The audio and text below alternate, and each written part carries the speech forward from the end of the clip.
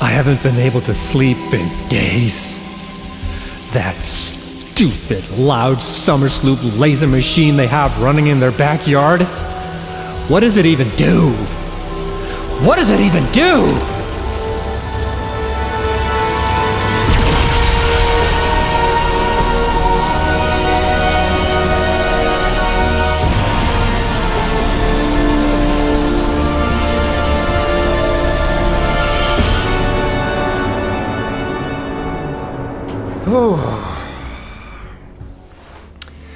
All right, before we get into whatever that is, and before we get into the cliffhanger that I kind of left you on last week with the whole changes to blueprints, we'll get to that. We'll get to the good stuff, okay? But before we get into that stuff, I have a couple of things that I just want to like do a little bit of spring cleaning and talk about a few things that we've been wanting to talk about in past videos, but we haven't really found a good opportunity to do it, or I just straight up forgotten to talk about it. So speed run of a couple of new exciting things coming in 1.0 that we haven't talked about yet, and that we should, given that this is the last week before the release.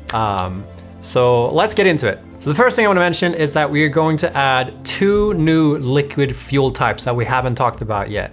And those are both sort of extensions on the existing production chain for turbo fuel. And the first one I want to talk about is rocket fuel. Rocket fuel! So by combining nitric acid and turbo fuel in the blender, you're going to be able to produce rocket fuel.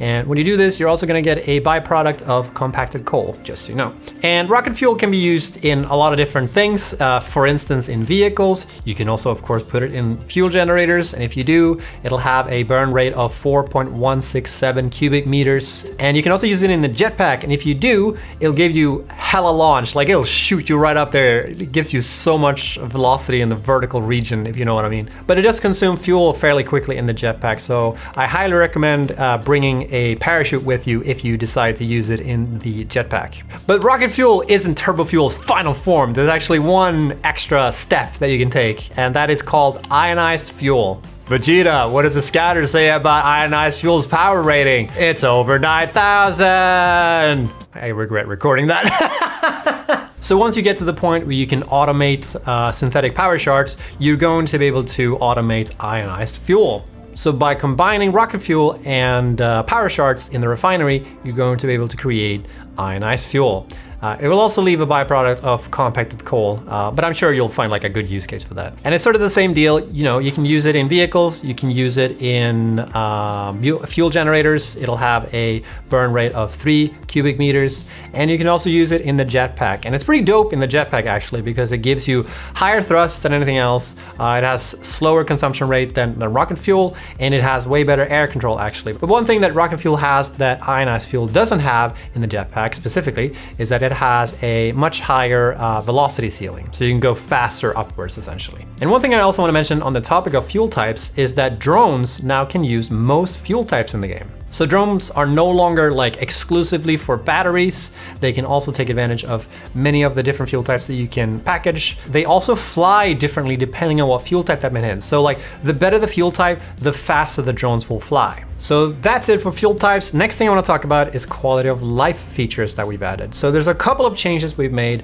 that are fairly small features by themselves, but I think they have a pretty big impact on like when you're playing the game. So let's check some of them out. So we put some effort into making, you know, building in general feel more tight and you know, of the good kind. And these are kind of hard to like explain specifically what we've done. We just like improved how snapping works and make it more so that like, you know, when you're placing stuff, you sort of get what you expect and get the behavior out of the build mechanics that you expect. But one specific thing I want to mention is that now, instead of having to aim at the input and outputs of building, you just need to aim at the building itself, and it will like snap towards whatever input and output or whatever that makes sense.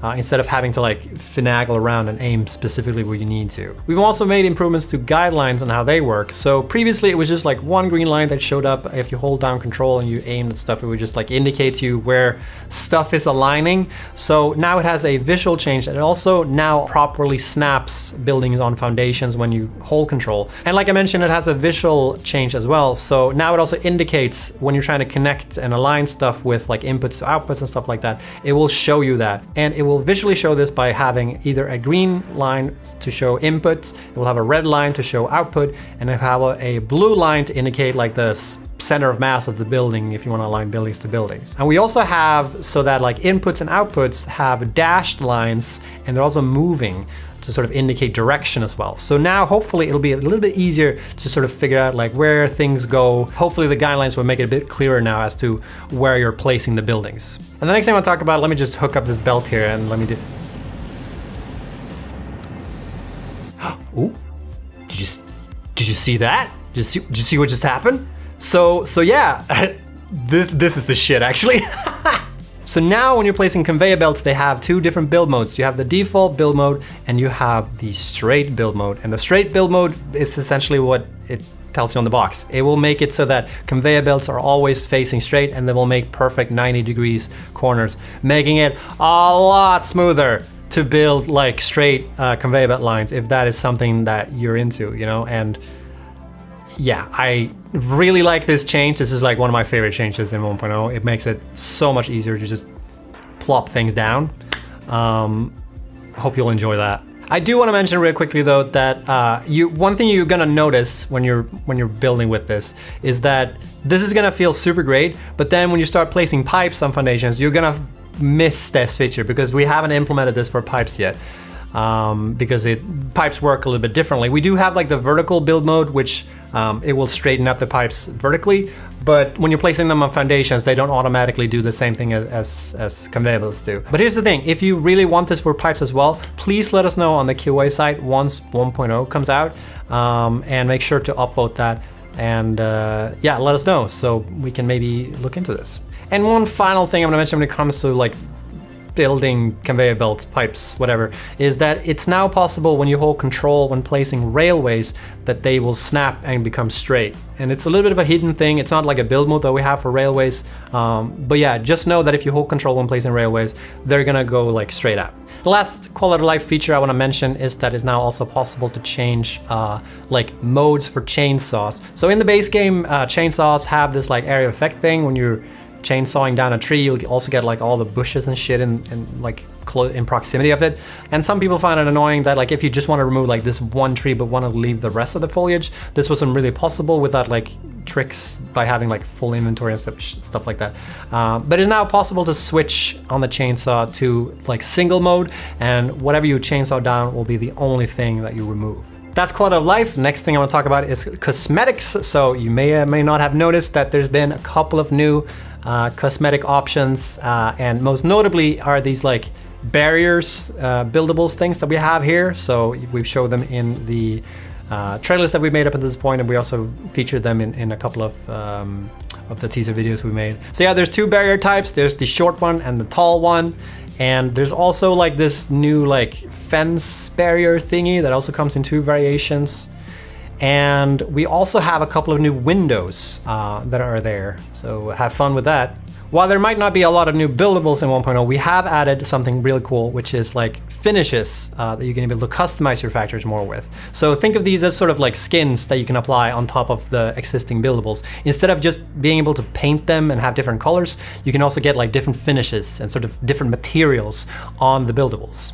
And these range from stuff like, you know, bronze and Caterium finish and chrome finish. Like there's a couple of them, and they make things just look a bit more shiny. All right, so with that out of the way, let's finally talk about the changes we made to blueprints. So really excited to talk about this. So one thing that people have always wanted when it comes to blueprints is the possibility of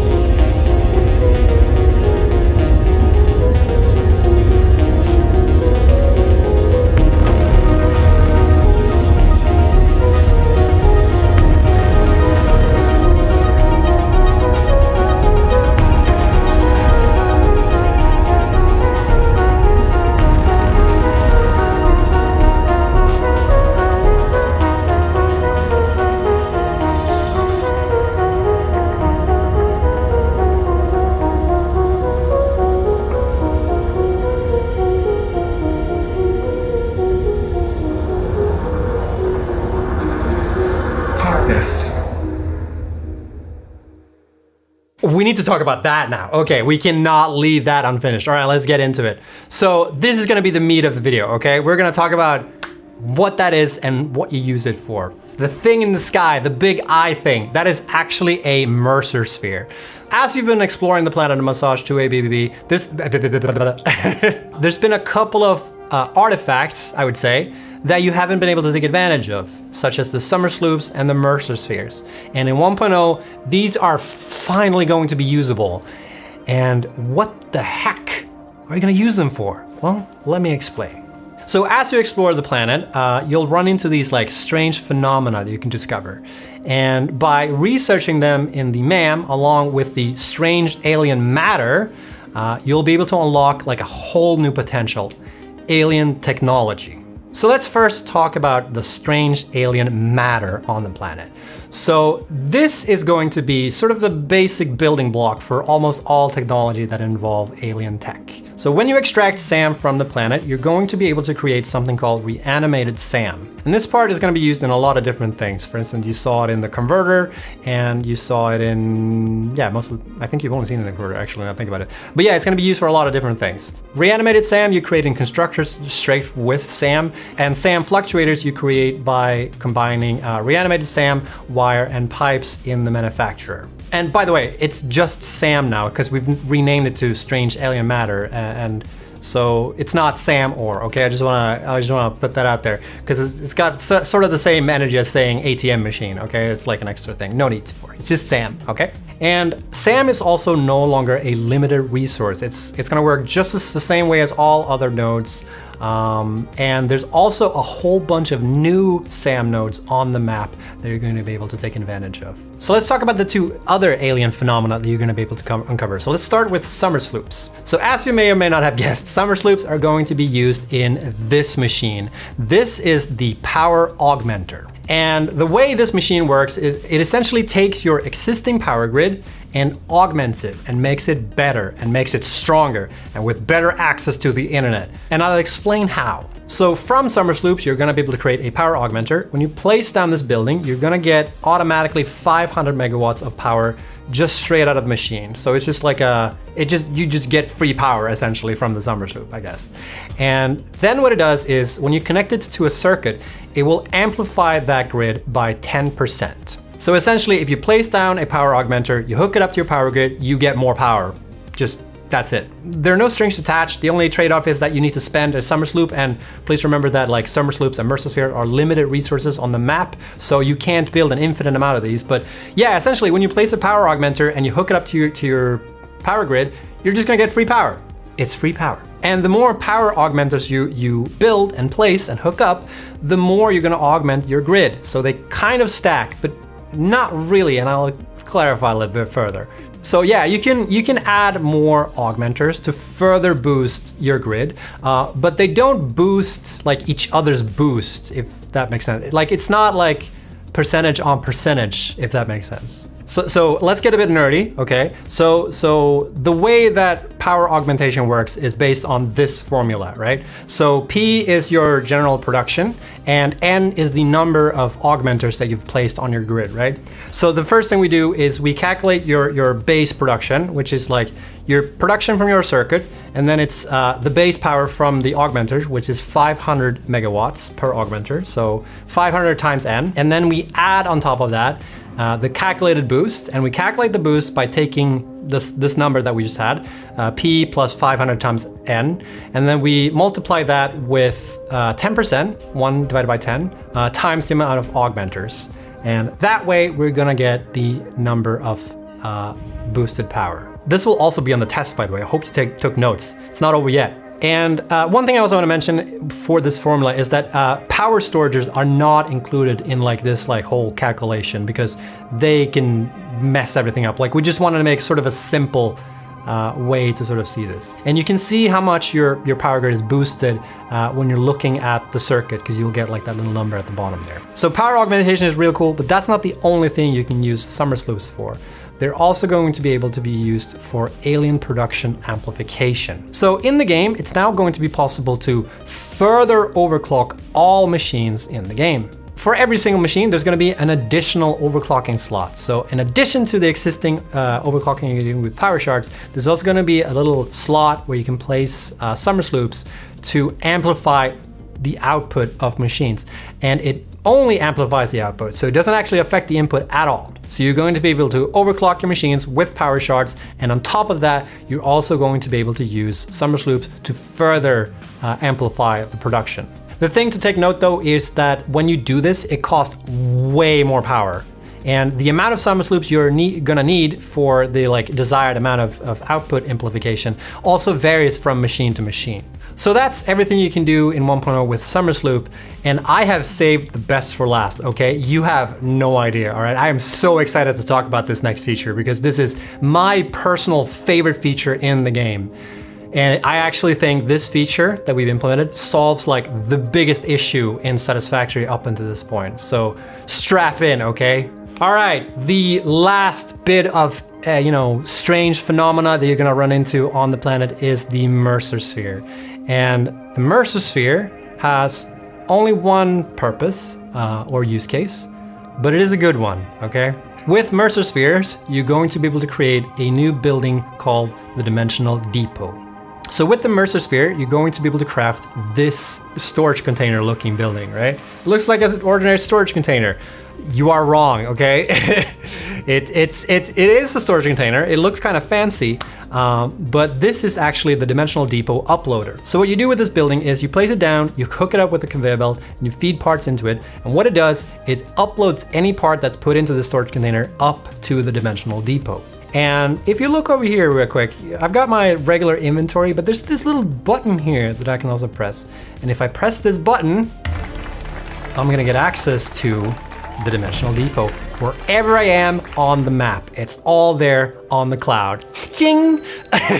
So yeah, essentially you're going to be able to set up production lines that you can feed in produced parts and upload them to the Dimensional Depot and be able to access them wherever you are on the map, anytime, any place. It is so nice to do this. You can just drag and drop any item into your inventory and they're just gonna be there immediately. You're gonna download them from the Dimensional Depot right away. I don't know if I need to spell this out for you, but this means that you no longer need to run back and forth between bases when you start running out of materials when you're building another base or another outpost or whatever. I really think that this has been one of the biggest gripes that I've had when playing this game is that you're constantly expanding your factory, but every time you do, you have to keep track of all this stuff, and you need to sort out logistical nightmares just to be able to get the parts you need to be able to keep building your factories. And with the Dimensional Depot, it just makes everything nicer and so much easier to be able to keep playing the game essentially. And here's the thing too, from your inventory, you can also upload any parts to the Dimensional Depot, from wherever you are. But there is a limited amount of slots that you can use to be able to do this. And one thing you might have also noticed is that downloading is instant, but uploading takes time. So there's gonna be a limit as to how many parts you can upload to the Dimensional Depot. And there's also a limit as to how many parts you can have at the Dimensional Depot at the same time. Stack sizes are a bit limited on the Dimensional Depot, but the thing is both of these things, the upload speed and the stack size on the Dimensional Depot, both of these things are going to be able to be upgraded in the MAM. And one really, really cool thing on top of all this stuff is that when you're building out in the world, it will also grab whatever parts that you need to place whatever building you're doing from the Dimensional Depot. So if you're running out of parts in your inventory, you don't need to download them into your inventory. They're just gonna be there when you build. It's so good. It's so good. And it's also possible to set when you're building buildings, whether you want the parts for that building to come first from your inventory, or if you want them to come from the Dimensional Depot at first and save the stuff that you have in your inventory for later. But here's the thing with Dimensional Depot, this is purely for your own personal use. So it's only for your personal inventory. So you're not gonna be able to take advantage of this for any production lines. So while you're gonna be able to set up steel production, feed those parts into Dimensional Depot so you can access them wherever, you're not gonna be able to take those parts and set up another production chain somewhere else and just grab them from the Dimensional Depot and start producing new parts from those things. So the Dimensional Depot isn't gonna be used for any type of production automation or anything like that. That's not how the Dimensional Depot works. It's purely for your personal inventory. So yeah, that is a big feature coming in 1.0, and So good. And like I mentioned before, all this alien tech is researched in the MAM. So you're gonna be able to take advantage of this like as soon as you discover it, essentially. But they are gated by your overall progression, like most things in the MAM. But essentially, you're gonna get access to the Dimensional Depot once you've unlocked Steel. You're gonna get access to Production Amplification once you have access to Tier 5. And you're gonna be able to take advantage of Power Augmenters in Tier 6. That's it, folks. A lot of really exciting things coming in 1.0. I am so glad that I finally got to make this video because I've been looking forward to talking about the alien tech for so long. So thank you so much for watching, everybody. Have a lovely week. Bye-bye. Whoa, wait. No. We can't end the video there. I still have one last thing we need to talk about. Third time's the charm, right? All right, we're gonna talk about blueprints now, okay, finally. Okay, so, a bit of feedback that we have gotten when it came to blueprints in Satisfactory is that people felt like the 4x4x4 grid or the 4x4 grid is too small for the blueprint designer. And you know, there's supposed to be an element of like a challenge here, like being able to figure out like how to fit stuff in the blueprints.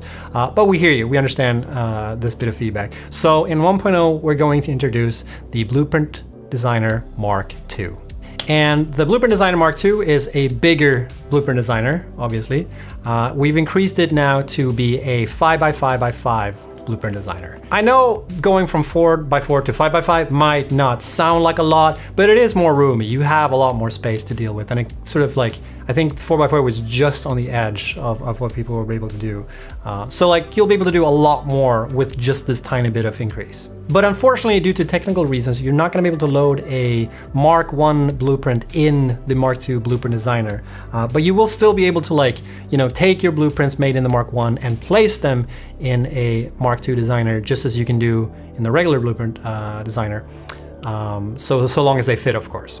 And with that, we have uncovered almost everything coming in 1.0. And I say almost because there's probably like a few things that I've probably forgot to mention. You know, there's a lot of new things in 1.0. But essentially, yeah, this is it. There are going to be a lot small tweaks here and there that I, like I said, probably haven't mentioned. And there's also a bunch of bug fixing done to past issues and whatnot. And there's also a lot of optimization that have gone into this version of the game. But I'll have to defer to the patch notes when it comes to these things because it's just too much for me to keep track of.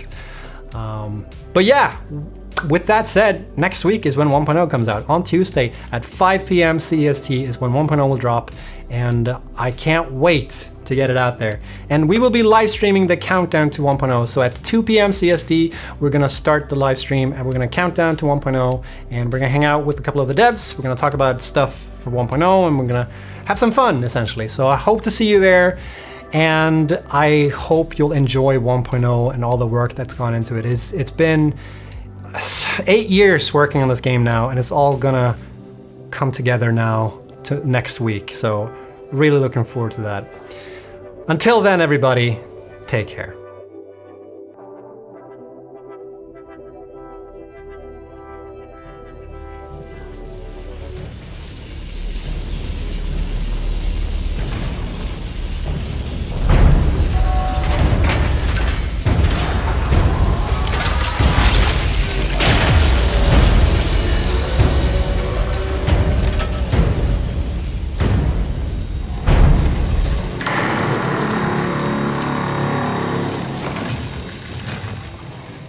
Did I mention the laser beams, by the way? They're pretty laser.